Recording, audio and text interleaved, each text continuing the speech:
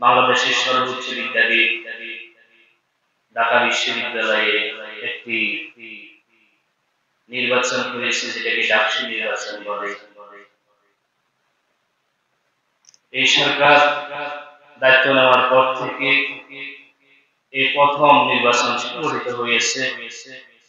আলহামদুলিল্লাহ, সকল গণনার লোক বলতেছে নির্বাচন অত্যন্ত সুষ্ঠু হয়েছে এবং আল্লাহ তাআলা ইসলামিক একটি কাফেলাকে আল্লাহ তাআলা জয়যুক্ত করেছেন, বলেন আলহামদুলিল্লাহ।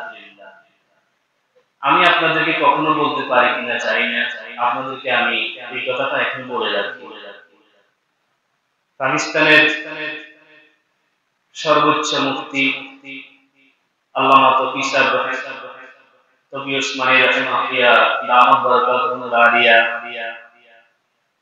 একটি মাসালা, একটি ফতোয়া দিয়েছেন যে উপজেলাতে, যে ইউনিয়নে ইসলামিক প্রার্থী থাকে, ইসলামিক প্রার্থী থাকে, ইসলামিক দলের প্রার্থী থাকে, তখন ওই এলাকার মানুষ, ওই উপজেলার মানুষের জন্য ওয়াজিব হয়ে যায় ইসলামের পক্ষে তাকে ভোট দেওয়া, এবং তাদের জন্য হারাম হয়ে যায় যে ইসলামিক দলের প্রার্থী থাকা সত্ত্বেও অন্য ইসলামিক দলকে সমর্থন করা, ভোট দেওয়া তাদের জন্য হারাম। হ্যাঁ, ইসলামিক প্রার্থী যদি না থাকে, আপনি যাকে দিয়ে ভালো কাজ হবে দেশের এবং দশের, ইউনিয়নের, উপজেলা, তাকে আপনি নির্বাচিত করতে যাবেন। যখন ইসলামিক প্রার্থী চলে আসবে, তখন কিন্তু আপনি মুসলিম হিসাবে আপনি তাকে সমর্থন দেওয়া, ভোট দেওয়া আপনার জন্য ওয়াজিব। আসলে আমরা অত্যন্ত আনন্দিত, বাংলাদেশের মানুষ পরিবর্তন চায়, বাংলাদেশের মানুষ ইসলাম কোরআন নিয়ে বাঁচতে চায়, আল্লাহর সংবিধান নিয়ে বাঁচতে চায়, আল্লাহর সংবিধানের, আল্লাহর হুকুমত আল্লাহর জমিনে প্রতিষ্ঠা করতে চায়, এটার প্রমাণ তারা দিয়ে দিয়েছে। যাই হোক, আমাদের আলোচনা ওইদিকে আমরা এত লম্বা করব না, আমরা আমাদের বিষয়ের দিকে আলোচনায় চলে আসি। গত সপ্তাহে আমি আলোচনা করেছি ঈমানের তৃতীয় রোকন আল্লাহ তাআলার কিতাবের প্রতি বিশ্বাস করা, কোরআনের প্রতি বিশ্বাস করা, এবং বলেছি আল্লাহর কিতাবের একটা হরফ, একটা শব্দ, একটা বাক্য, একটা হুকুম, একটা সংবিধান, আল্লাহ তাআলার একটা হুকুমকে কেউ যদি অস্বীকার করে, কেউ যদি তিরস্কার করে, কেউ যদি অবহেলা করে, তাহলে সেই ব্যক্তি সাথে সাথে কাফের হয়ে যায়। সম্মানিত মুসলিম ইকরাম,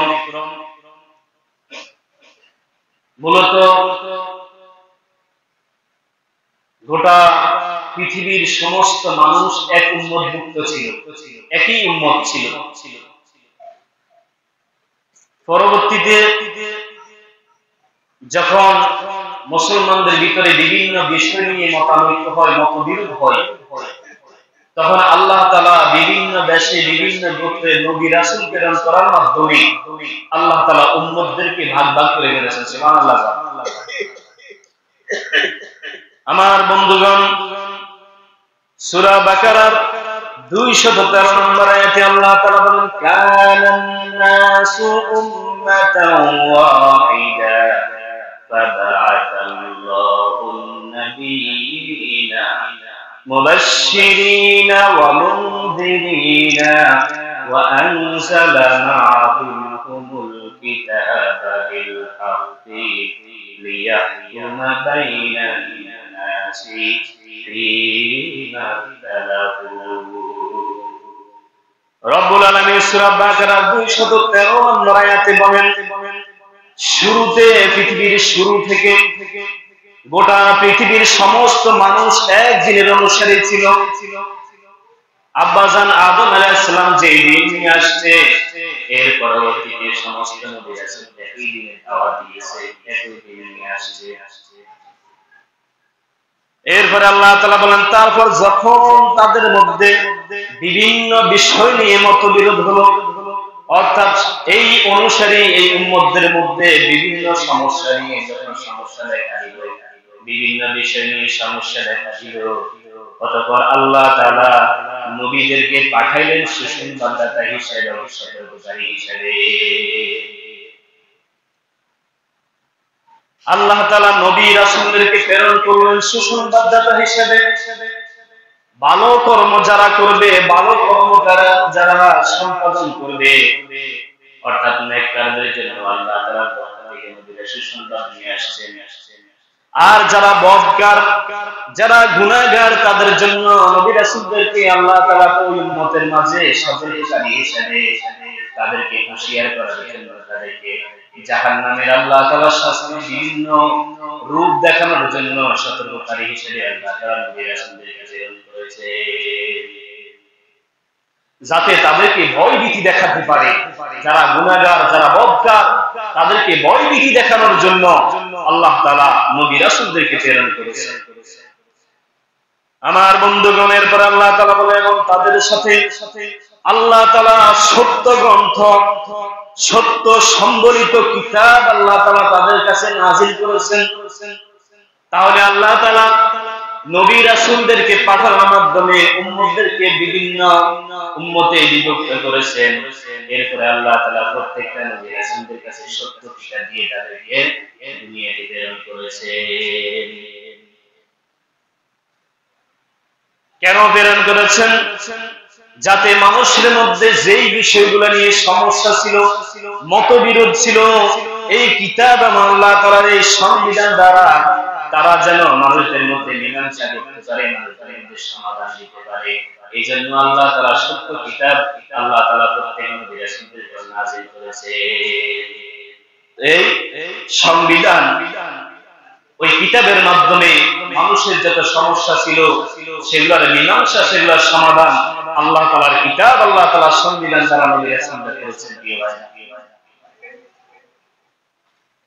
তবে আমার বন্ধুগণ, আল্লাহ তাআলার সর্বশ্রেষ্ঠ এবং সর্বশেষ নবী মুহাম্মদ সাল্লাল্লাহু আলাইহি ওয়াসাল্লামের প্রতি আল্লাহ তাআলা 30 পারা কোরআন আল্লাহ তাআলা নাযিল করেছেন। সুবহানাল্লাহ।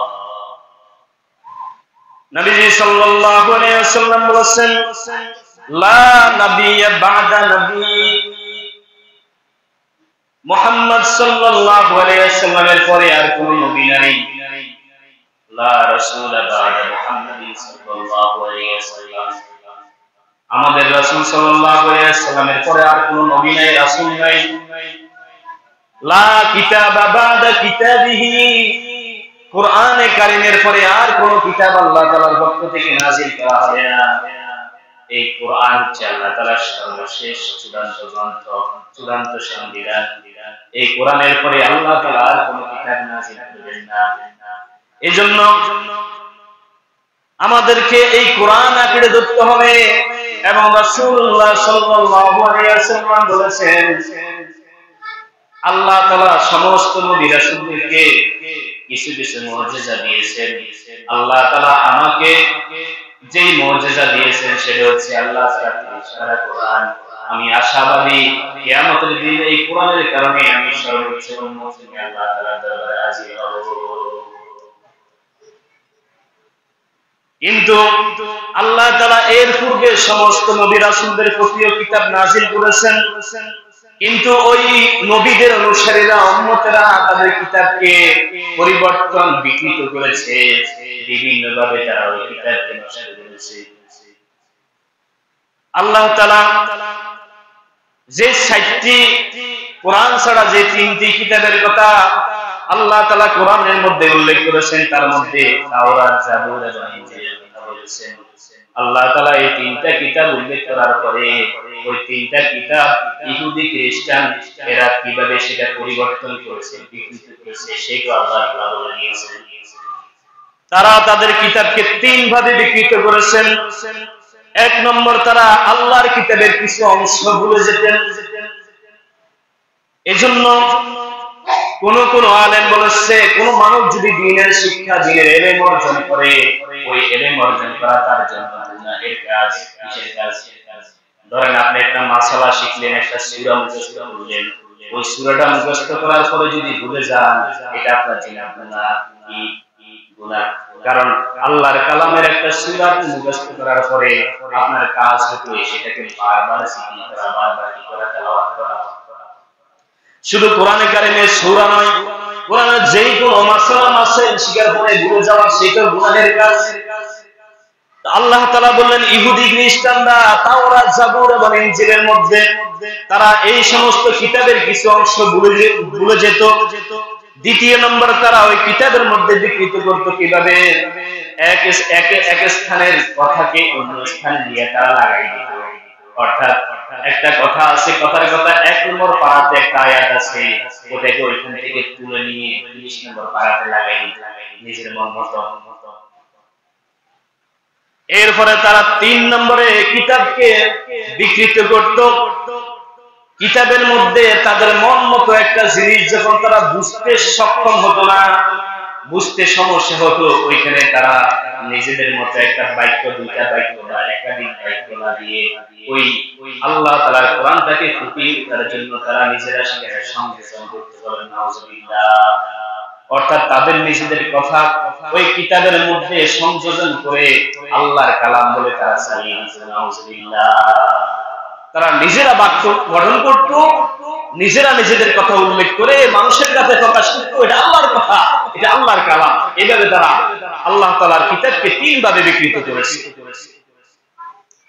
এই ব্যাপারে আল্লাহ তাআলা সূরা মায়েদার 13 নম্বর আয়াতে বলেন ইউহাররিফুনাল কালিমা মাওয়াদিহি ওয়া নাসু হাযযাম মিম্মা যুকিরু বিহি।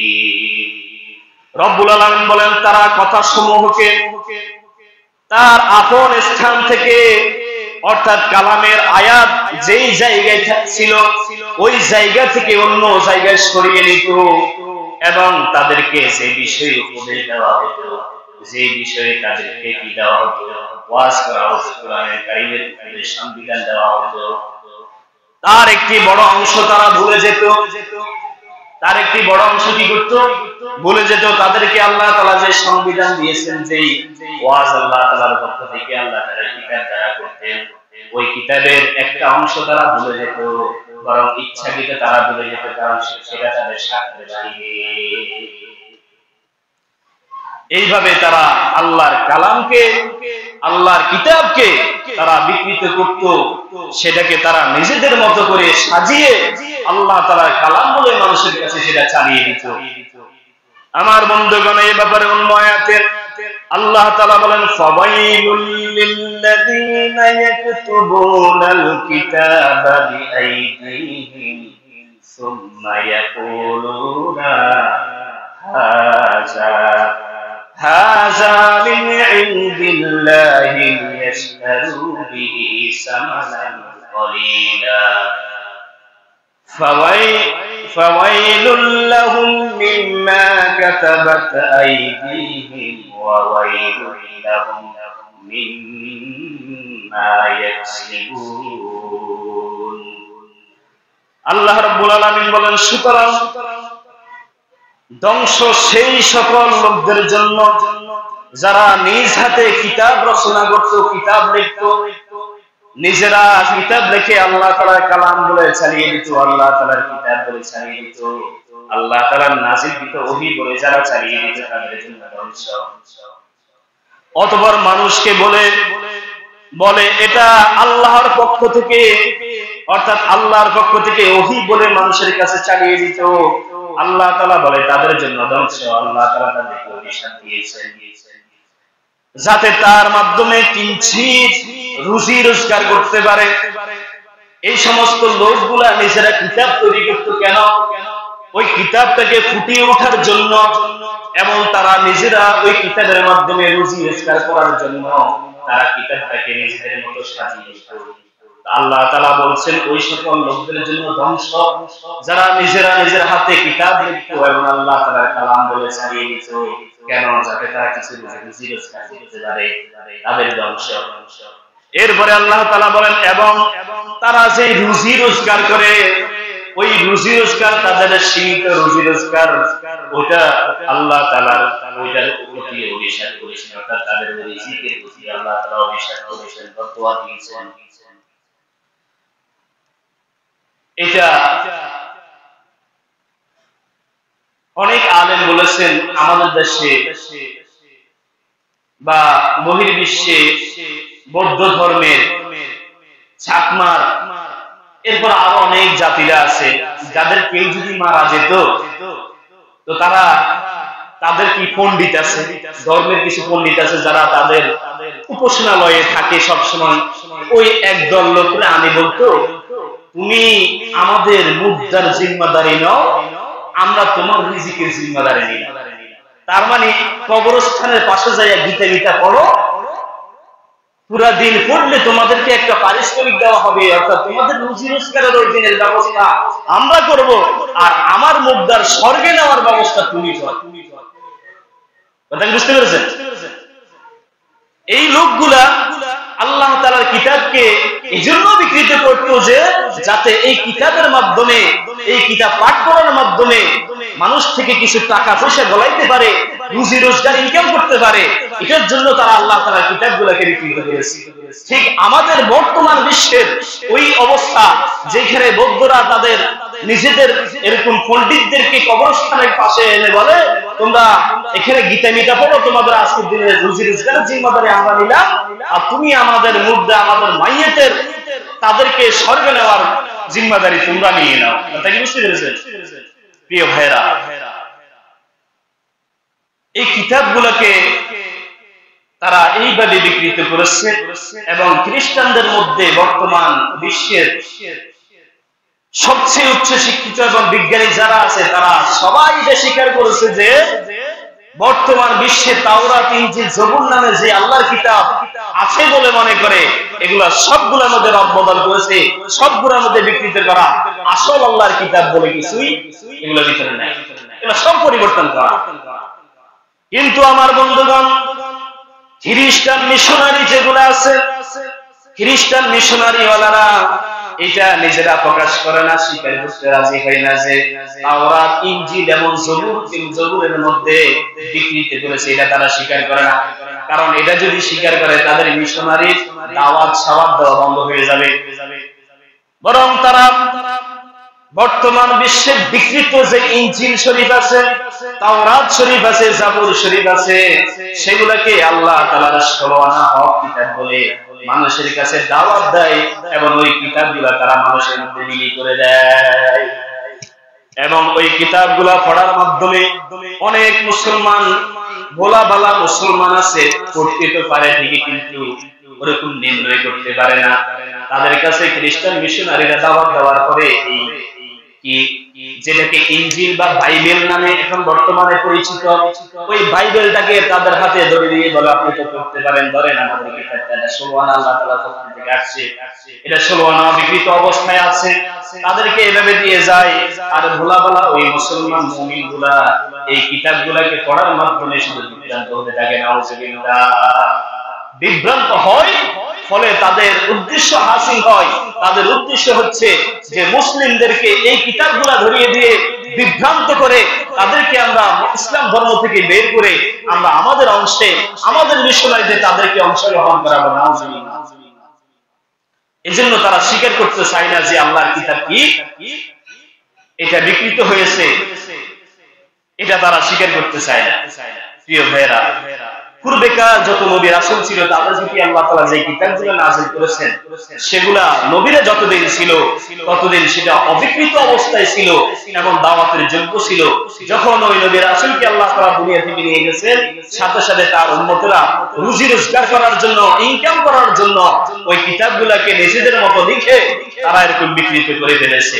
কিন্তু আমার বন্ধুগণ, আমাদের 30 পারা যে কোরআন আমি গত সপ্তাহে বলেছি, এই কিতাব আল্লাহ তাআলা রাসূলুল্লাহ সাল্লাল্লাহু আলাইহি ওয়াসাল্লামের উপর যেই হরফে, যেই শব্দে, যেই বাক্যে নাযিল যেভাবে করেছেন, আজ পর্যন্ত ওই কোরআনের প্রত্যেকটা আয়াত ওই হরফে, ওই শব্দে, ওই বাক্যে অবস্থিত আছে এবং অবিকৃত অবস্থায় সেটা প্রতিষ্ঠিত। বলেন সুবহানাল্লাহ।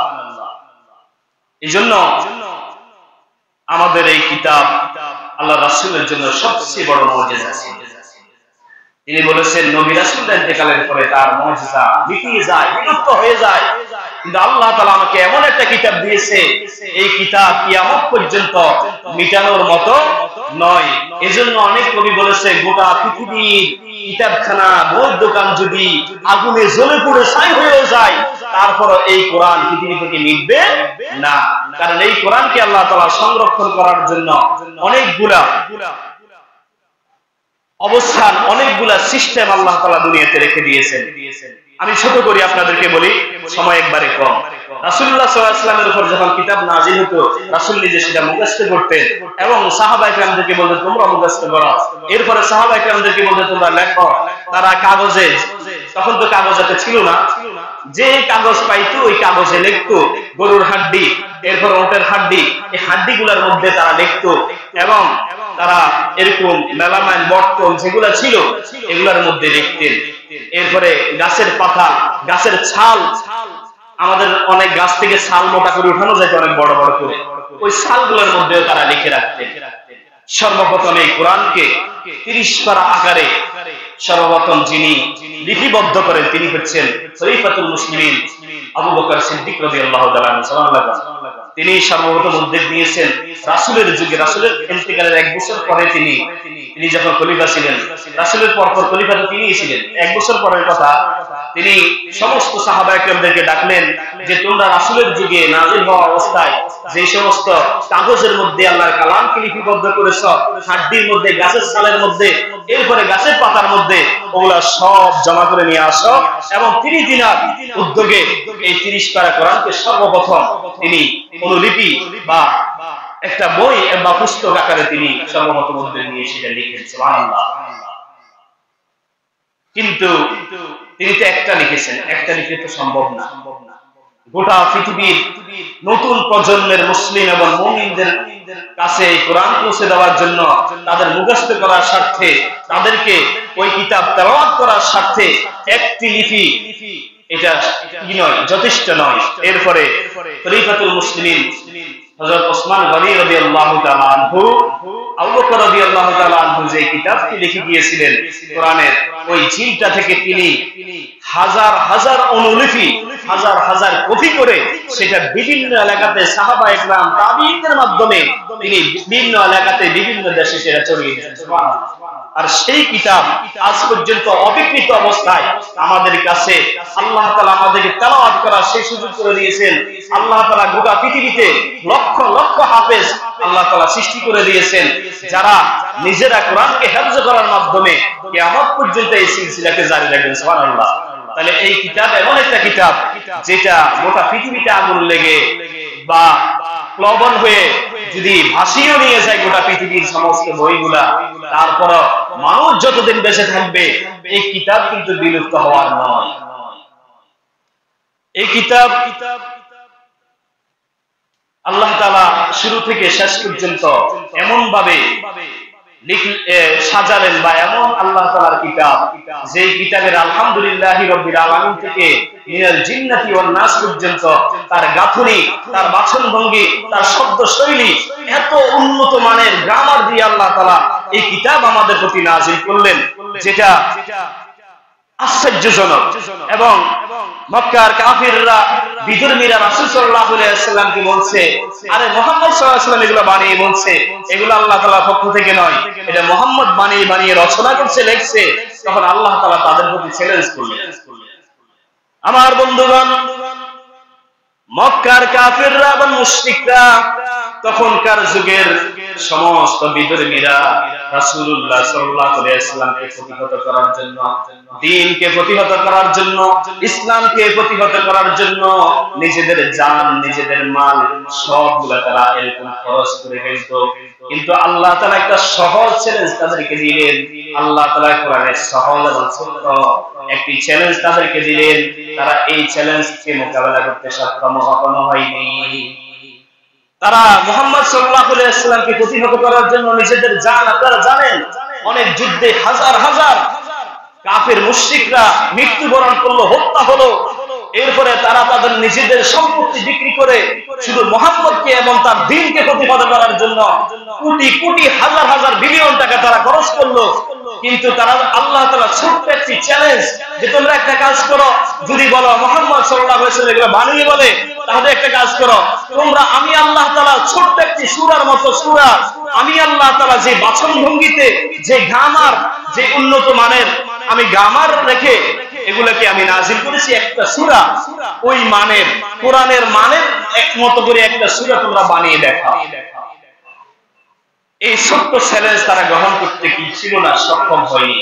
অথচ হাজার হাজার কোটি টাকা নিজেদের ঘর বাড়ি জায়গা জমি ব্যবসা বাণিজ্য নিলামে দিয়া তারা মুহাম্মাদের পিছনে শুধু মুহাম্মদকে প্রতিহত করার জন্য, ইসলামকে প্রতিহত করার জন্য, বিলুপ্ত করার জন্য খরচ করলো, নিজেদের জান দিল, হত্যা হলো।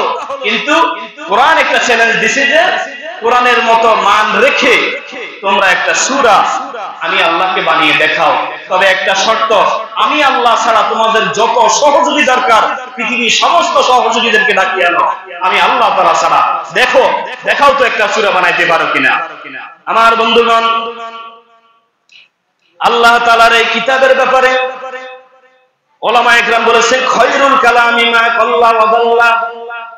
আল্লাহ তাআলার 30 পারা কোরআনের শুরু থেকে শেষ পর্যন্ত এতটা সংক্ষিপ্ত আল্লাহ তাআলা বলেছেন, যার ব্যাপারে বলছেন খায়রুল কালামি মা কাল্লা ওয়া দাল্লা, উত্তম কথা সেটাই যেটাই অল্প কথায় পুরো ভাব প্রকাশ করে। কথা বলছে অল্প, কিন্তু এটাতে অনেক কিছু বুঝিয়ে ফেলেছে।